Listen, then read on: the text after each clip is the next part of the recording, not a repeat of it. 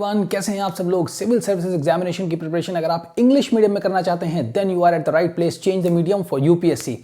कैसे आप अपने मीडियम को चेंज कर सकते हैं। देखिए, ग्रामर के रूल्स में अगर आप जाएंगे, सीखना कोशिश करेंगे तो इतने सारे ग्रामर्स के रूल हैं, इतने सारे एक्सेप्शंस हैं, उसमें आप कंफ्यूज हो जाएंगे। ये 100% गारंटी है, ठीक है ना। तो सिविल सर्विसेज एग्जामिनेशन के लिए अगर आप अपने मीडियम को चेंज करना चाहते हैं, अगर आपने अभी तक हिंदी मीडियम से पढ़ाई की, आप 6th 7th 8th क्लास में हैं, किसी भी क्लास में हैं, आपने अपना इंटरमीडिएट भी कंप्लीट कर लिया या आपने ग्रेजुएशन की स्टार्टिंग की है, बट स्टिल आप थोड़ा सा स्ट्रगल कर रहे हैं कि आपको ये आपको लगने लगा है कि हाँ, अगर सिविल सर्विस एग्जामिनेशन की प्रिपरेशन या किसी भी national level competition examination preparation अगर आप इंग्लिश मीडियम में करेंगे तो आपके सिलेक्शन के चांसेस बहुत ज्यादा बढ़ जाएंगे, कम से कम 10 गुना ज्यादा बढ़ जाते हैं, ठीक है ना। आप इतनी मेहनत कर रहे हैं, इतनी फाइनेंसेस लगा रहे हैं, इतनी एनर्जी लगा रहे हैं, इतना सेक्रीफाइस कर रहे हैं, तो कम से कम इन सब चीजों को एक मीनिंगफुल एंड पे तो ले जाना है ना। तो आपको कोई अपना गोल चेंज करने के लिए नहीं कर रहा है, आपको उस गोल को चेंज करने का जो एक रास्ता है आप उसको चेंज कर लीजिए, आपका गोल वहीं रहने दीजिए, ठीक है ना। तो इंग्लिश मीडियम से हम लोग सिविल सर्विस एग्जामिनेशन की प्रिपरेशन कर रहे हैं और अगर लोगों को सीखना चाहते हैं, जो भी लोग सीखना चाहते हैं इंग्लिश इन जनरल भी, वो लोग भी सीख सकते हैं, ठीक है ना। तो कैसे सीख रहे हैं, कैसे क्या कर रहे हैं। देखिए, अगर आप सिविल सर्विसेज की प्रिपरेशन करें तो आपका जो वक्त है ना, समय जो है ना, वो बहुत इंपॉर्टेंट है। तो हम क्या करेंगे, जो एनसीईआरटी की बुक्स हैं, जैसे हमारी 6th क्लास की एनसीईआरटी है, इसका नाम है आवर पास्ट, जिसको हिंदी में कहते हैं हमारे अतीत। इसका फर्स्ट चैप्टर है what, where, how and when, ठीक है ना। ये इसका 19th पैराग्राफ है। इससे पहले जितने भी लेक्चर्स आ चुके हैं उसमें पीछे के 18th पैराग्राफ को, जितने भी 18 पैराग्राफ हैं उनको डिस्कस किया जा चुका है। कैसे, उसको पहले मैं आपको रीडिंग करके बताता हूं, कैसे रीडिंग करनी है, क्या उच्चारण होना चाहिए, प्रोनाउंसिएशन कैसे होना चाहिए, जो नेसेसरी ग्रामर है उसको भी मैं बताता हूं। जैसे कि अभी इसका, जैसे मान लीजिए कोई भी रूल है ग्रामर का, जैसे मान लीजिए इसमें यहाँ पे द आर्टिकल लगा हुआ है, ठीक है ना। तो इसके बारे में अगर आपको हर एक पैराग्राफ में आप थोड़ा थोड़ा सुनते जा रहे हो, तो एक तो ऐसा नहीं है कि एक बार अगर इसका पूरा वीडियो बना दिया तो उसमें सारे यूजेस हो जाएंगे क्लियर, क्योंकि बहुत सारे एक्सेप्शंस भी होते हैं कि आपको इतने इतने रूल्स बना दिए, फिर बता दें अब अगर ऐसे होगा तो ऐसे भी लग जाता है, ऐसे है तो वैसे भी लग, तो फिर वो सारी चीजों को एक चीजों में समझने के लिए आप बार बार उसी चीज को सुनेंगे 20 बार 25 बार 30 बार, तो आपको चीजें ज्यादा समझ में आएंगी, आपको सेंस के साथ में चीजें समझ में आएंगी कि हाँ ये चीज यहां पर ऐसी हुई, तो फिर आपके धीरे धीरे सिस्टम आपका डेवलप हो जाएगा, मेंटल फैकल्टी आपकी डेवलप हो जाएगी, आप चीजों को समझ पाएंगे, अंडरस्टैंड कर पाएंगे, कल्टीवेट कर पाएंगे कि हाँ ये इसका मीनिंग है। तो फिर आपके अंदर ना ग्रामर का लाइट हो जाएगा, मतलब बहुत हल्की हो जाएगी ग्रामर आपके। और अगर ग्रामर ही आप सीखना चाहते हैं तो फिर 99% फोकस आपका ग्रामर पे ही रहेगा, ठीक है ना। तो फंक्शनल पार्ट पे आइए, कॉन्फिडेंट रहिए, कोशिश करिए। और हिंदी मीडियम से देखिए, हर एक जितने भी बड़े बड़े टीचर्स हैं सबका यही कहना है कि अगर आप इंग्लिश मीडियम में स्विच कर सकते हैं then that is the best option, ठीक है ना। तो अब मैं इसको आपको रीडिंग करके बताऊंगा। हर जितने भी हमारे इससे पहले के जितने भी पैराग्राफ्स हैं, हर पैराग्राफ में मैंने यही बताया। सबसे पहले मैं इसको रीड करके बताऊंगा। I will read how to read, कैसे प्रोनाउंसिएशन करना है, प्रोनाउंसिएशन करने के बाद क्या इसके इंपॉर्टेंट जो हमारे ग्रामर है, जितनी भी नेसेसरी ग्रामर है, जितनी जरूरी ग्रामर है इस पर्टिकुलर पैराग्राफ को समझने के लिए, उसके बारे में थोड़ा बहुत जो भी होता है वो हम डिस्कशन करते हैं। फिर इस कोड के इसके सारे मीनिंग बताते हैं, फिर मीनिंग करने के बाद इसको ट्रांसलेट करते हैं एक बार, ठीक है ना। फिर हिंदी में इसको ट्रांसलेट करते हैं, उसके बाद हम स्पीकिंग की भी प्रैक्टिस करते हैं। और आपको क्या करना रहता है, जो भी ये हिंदी में हम इसका ट्रांसलेट करते हैं, इसको आपको इंग्लिश में लिखना है अपनी मर्जी से, जैसा भी टूटा फटा, क्योंकि कहीं ना कहीं से तो आप स्टार्ट करोगे ना, और जो भी आप लिखोगे फिर आपको एक स्टोरी आपके माइंड में है, ठीक है ना। अब आपको स्पीक करना है, बोलना है, तो कम से कम ये स्टोरी आपके माइंड में, आप स्टार्ट करिए, बोलना शुरू करिए, बोलिए, कुछ भी बोलिए, जो भी करना है आप जो है उसका वॉइस नोट्स पूरा इस नंबर पर सेंड करिए 7080507433। आई will reflect back on you, alright. और इसी तरीके से जो आप इसका ट्रांसलेट करेंगे इंग्लिश में, ठीक है ना, उसको भी आप स्क्रीनशॉट लेकर के इसी नंबर पर सेंड करें। I will reflect back on you, okay. So चलिए शुरू करते हैं। तो ये हमारी 6th क्लास की एनसीईआरटी है आवर पास्ट, ठीक है। इसको हिंदी में कहते हैं हमारे अतीत। आपको जस्ट बुक खोल करके रखनी है अपने सामने, राइट, ठीक है। इंग्लिश मीडियम की ही ओनली बस, और एक साइड में नोटबुक रखनी है जहां पर आप कुछ नोट्स बना सके। इसको जो भी आपको बताया जाए, जितना बताया जाए सिर्फ उतना करना है बस। एक बुक अगर आपने कंप्लीट कर ली 6th क्लास की एनसीईआरटी, अगर आपने कंप्लीट कर ली तो 60 to 70% आप आगे आ जाएंगे। अभी तक अगर आप माइनस में हो तो आप 60-70% प्लस हो जाएंगे, ठीक है ना। तो चलिए स्टार्ट करते हैं। सो ये हमारी 6th क्लास की एनसीईआरटी है, अवर पास्ट इसका नाम है, चैप्टर फर्स्ट है, और चैप्टर फर्स्ट का नाम है what, where, how and when, ठीक है ना। अब इसका ये वाला हमारा 19th पैराग्राफ है, ठीक है। What do that's mean, what do that's mean, what, it's not what, it's what, ठीक है ना, what do that's mean, what do that's mean, what do that's mean, what do that's mean. If somebody asks you the date, if somebody asks you the date, if somebody asks you the date, you will probably mention the day, month and year, 2000 and something. If somebody asks you the date, you will probably mention the day, month and year, 2000 and something. These years are counted. These years are counted from the date generally assigned to the birth of Jesus Christ. These years are counted from the date generally assigned to the birth of Jesus Christ, the founder of Christianity. The founder of Christianity. The founder of Christianity. So 2000 means 2000 years after the birth of Christ. So 2000 means 2000 years after the birth of Christ. All dates before the birth of the Christ, all dates before the birth of the Christ are counted backwards and usually have the letters BC that is before Christ. ये इसका full form है, before Christ added on and usually have the letters BC added on. ठीक है ना, इसको बाद में नहीं पढ़ेंगे, जब हम समझ गए ना इसका मतलब ये है, ठीक है. And usually have the letters BC added on. In this book we will refer to dates. Going back from the present using 2000 as our starting point. ठीक है ना, इस तरीके से हमको रीड करना है. ठीक है, जैसे इफ somebody asks you, तो ये आपको एक साथ में पढ़ना. इफ हल्का सा रुक के, if somebody asks you the date, you will probably mention the day, month and year 2000 and something. ऐसे करके जब आप इसको रीड करेंगे ना कि दो चार वर्ड्स को एक साथ में, तो जो इसका सेंसिबिलिटी आपके अंदर जो होगी ना डेवलप होगी, तो आपको रीडिंग करना आ जाएगा, तो उससे समझ में आपको बहुत सही आएगा कि क्या समझना है. ठीक है ना, देखिए कहीं ना कहीं से यू विल स्टार्ट. ठीक है ना, somebody has to start from somewhere. कहीं ना कहीं से तो किसी न किसी को स्टार्ट करना ही करना है. ठीक है ना, तो आप बस यहीं से स्टार्ट करिए. आप समझिए 6th क्लास में आपने इंग्लिश मीडियम के स्कूल में एडमिशन ले लिया, ये वही चैनल है बस. ठीक है ना, आपका एडमिशन हो गया, बस अब आप लग जाइए जैसे बताया जा रहा है आपको. ठीक है ना, गोल अगर आपने सेट किया है तो आप इंग्लिश मीडियम से ही तैयारी करिए. 99.9% आपके चांसेस बढ़ जाएंगे सेलेक्ट होने के. ऑलराइट, तो अभी हमने ये देख लिया. ठीक है, अब इसके जो इंपॉर्टेंट मीनिंग्स हैं उनको देख लेते हैं. ठीक है ना, तो इसके इंपॉर्टेंट मीनिंग्स हमारे क्या है, जैसे ये लिखा है, जैसे यहाँ पे हमारा बैकवर्ड्स है. बैकवर्ड्स मतलब पीछे की ओर. जब भी कोई चीज इधर की पीछे की ओर बात करते हैं जो हो चुकी होती है. ठीक है ना, अब अगर यही आपको इंडिविजुअल आप इस वर्ड को यहां पर जो है इसको लिख करके याद करेंगे, बट जब आपको यहां पर वो वर्ड आएगा तो सेंस बैठाने में आपको दिक्कत होगी, आपको उसके साथ ना अग्री करने में दिक्कत आएगी, समझने मतलब आएगा नहीं, सही नहीं कि यार वहां तो ये मतलब पढ़ा था बड़ी, लेकिन जो यहां पर जो वर्ड ऑलरेडी यूज हुआ है किसी पैराग्राफ में, किसी उसमें संदर्भ में जब वो यूज हुआ है, तो उसके साथ में जब हम मिला करके पढ़ेंगे तो इस वर्ड को फिर आपको अलग से पढ़ने की जरूरत नहीं है. फिर आपको इसका एग्जैक्ट मतलब पता है कि हाँ इसका फिगरेटिव मीनिंग क्या होगा, लाक्षणिक अर्थ क्या होगा इसका. ठीक है ना, तो आपको उसको ज्यादा बेहतर और कई तरीके से आप इसको यूज कर पाएंगे. ठीक है ना, तो आपको बता देते हैं somebody मतलब क्या होता है, कोई.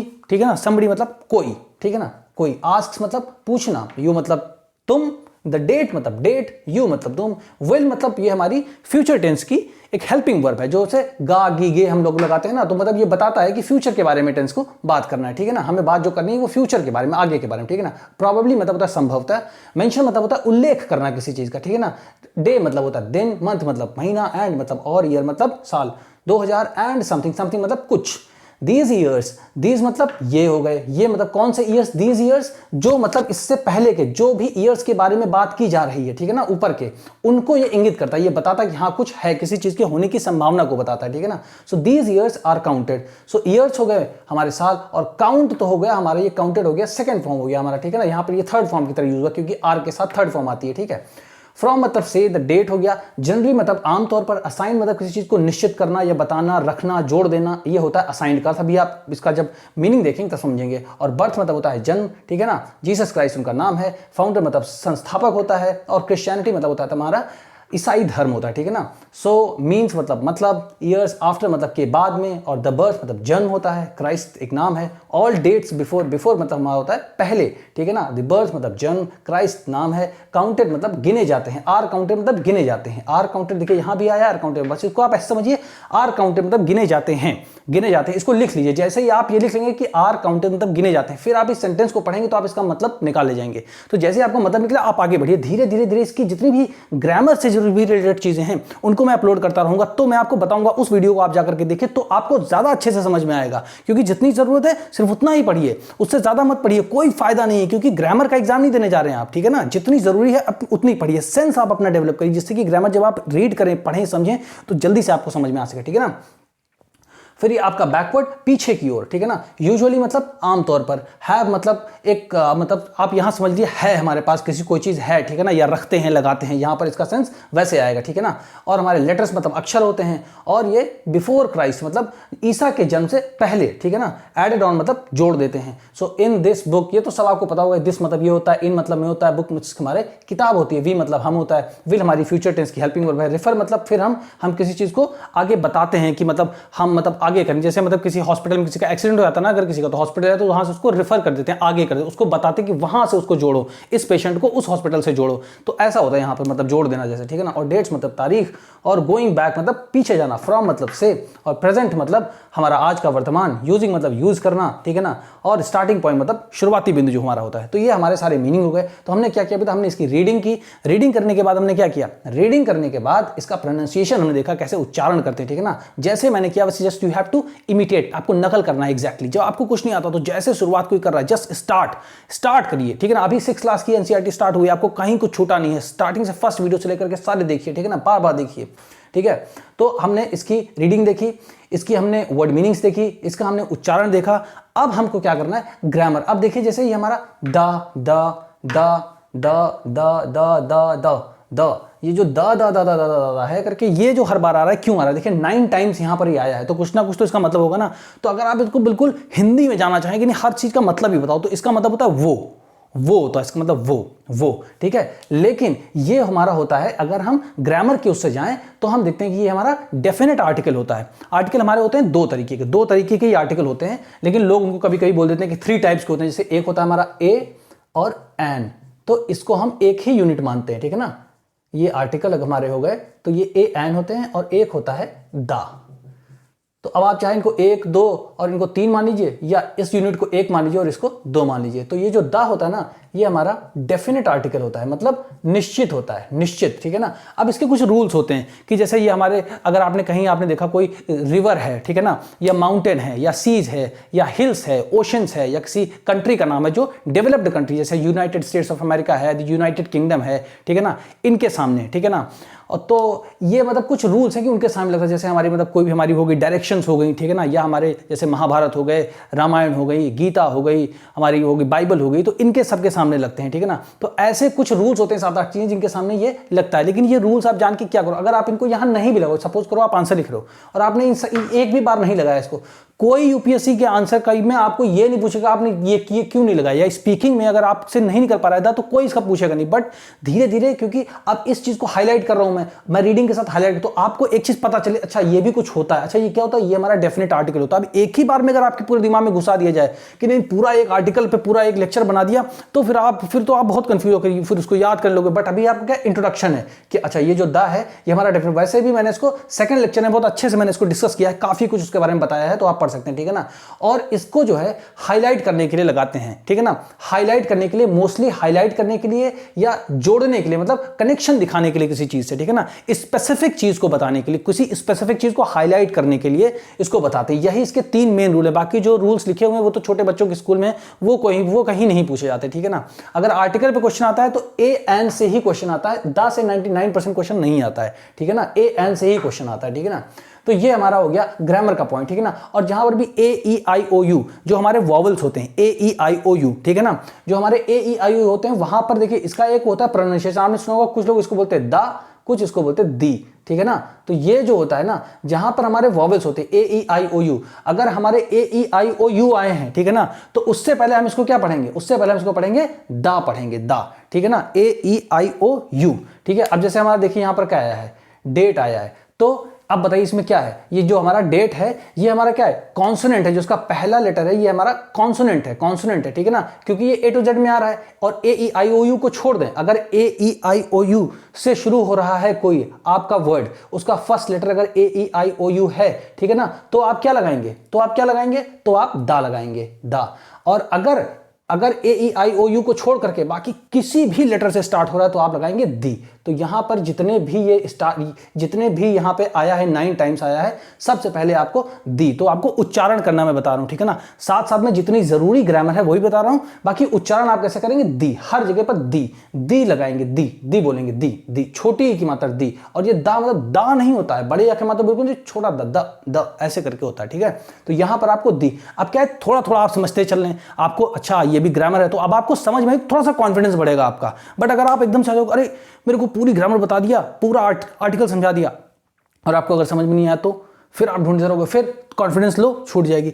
जरूरी मेन कंटेंट आपका एनसीईआरटी का कंटेंट है। आप जब आंसर लिखोगे तो उसमें क्या लिखोगे, ऐसे लिखोगे 1 2 3 पॉइंट वाइज लिखोगे, उसमें इतनी ज्यादा ग्रामर आपको लिखने की जरूरत नहीं रहेगी, क्योंकि वर्ड लिमिट है, सब कुछ देखना है आपको, ठीक है ना। तो स्टार्टिंग आप ऐसे ही करिए, तभी आप समझ पाएंगे, ठीक है ना। बाकी ग्रामर के तो बहुत सारे वीडियोस पढ़े, बट क्या ग्रामर, पूरी ग्रामर पढ़ के आप समझ सकते हो? नहीं समझ सकते हो, क्योंकि जब तक प्रैक्टिकली उस पर अप्लाई नहीं करोगे। तो रिवर्स इंजीनियरिंग करते हैं, पहले हम अप्लाई करते हैं, जहां जरूरी वो ग्रामर पढ़ेंगे। अब इंट्रोड्यूस कर दिया, अब आपको ये पता चलेगा हाँ कुछ होता है, मतलब ये जो द है ये आर्टिकल होता है, ये हमारा डेफिनेट आर्टिकल होता है, ये वॉवेल और कॉन्सोनेंट्स वगैरह भी होता है, उसके साथ इसका उच्चारण जो हमारा होता है, प्रोनाउंसिएशन, वो डिसाइड होता है, दी होगा या हमारा द होगा, ठीक है ना। फिर ये हमारा कुछ हमारा रिवर्स के साथ लगता है, फेमस चीजों के साथ में लगता है, या ये हमारी डेवलप्ड कंट्रीज के साथ लगता है, हमारी डायरेक्शंस के साथ लगता है, ठीक है ना, या हाईलाइट करने के लिए लगता है, स्पेसिफिक पर्पसेस के साथ लगता है, कनेक्ट करने के लिए लगता है। हिंदी में अगर बहुत जबरदस्ती इसको समझना है तो उसका मतलब वो होता है, ठीक है ना। और जैसे किसी भी पर्टिकुलर कोई स्टोरी लिखी है, अगर उसमें एक वर्ड, जैसे मान लीजिए यहां पर एक बार टीचर आया, फिर टीचर आया, फिर टीचर, फिर टीचर, अगर 10 बार टीचर आया तो एक बार टीचर लगेगा, ठीक है ना। उसके बाद सब जगह दा लगेगा, नहीं तो ये लगेगा कि ये वाले जितने भी टीचर्स बाद में ये सब अलग अलग टीचर्स हैं, ठीक है ना। तो एसोसिएशन दिखाने के लिए भी लगता है कि एक बार टीचर लगा दिया, फिर उसके बाद जितनी बार भी टीचर का यूज आएगा उस पर्टिकुलर जो है स्टोरी में या उसमें मतलब पूरे पैराग्राफ में, हर बार उसमें द लगा देंगे, जिससे कि हमें लगे कि ये वही टीचर है जिसकी बात की जा रही है, तो जोड़ने के लिए, कनेक्शन करने के लिए, ठीक है ना। तो अब ये हमने कर लिया। अब आइए इसका मीनिंग पढ़ते हैं, ठीक है ना। मीनिंग इसका क्या होता है। अब हमारा क्या हो गया, रीडिंग हो गया, प्रोनाउंसिएशन हो गया, वर्ड मीनिंग हो गया, ग्रामर जितना भी जरूरी है वो हो गया, ठीक है ना। थोड़ा लाइट वे में रखते हैं जिससे कि आप मूव कर सकें, ठीक है ना, आप शुरू तो कर सकें। पहली बार में 100 क्विंटल अगर किसी को दे दो तो गिर जाएगा, ठीक है ना, 1 kg, 1 kg, 2 kg ना, then will start moving forward, right. So चलिए अब इसका मीनिंग पूछते हैं, ठीक है ना। If somebody asks you the date, ठीक है ना, और इसको आप जैसे इधर लिख रहे हैं, आप जैसे इसको मान लीजिए ट्रांसलेट कर रहे हैं, ठीक है ना। अब ट्रांसलेट करें तो उसका कुछ एक छोटे मोटे रूल होते हैं, देखिए हर चीज तो रूल से आप नहीं सीख सकते, ठीक है ना। देखिए हिंदी में जो रूल है, हिंदी